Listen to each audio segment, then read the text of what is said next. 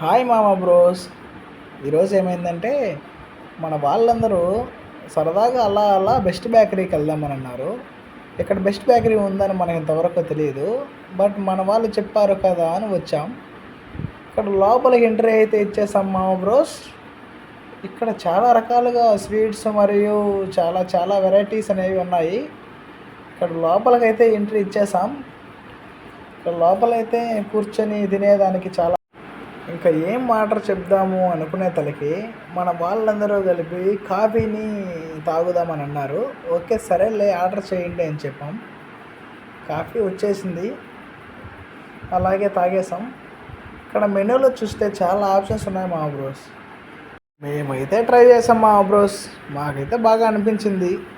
మరి లొకేషన్ ఎక్కడో కాదు మా bros, Boinapalli Indian Oil petrol bunk ఎదురుగా బెస్ట్ బేకరీస్.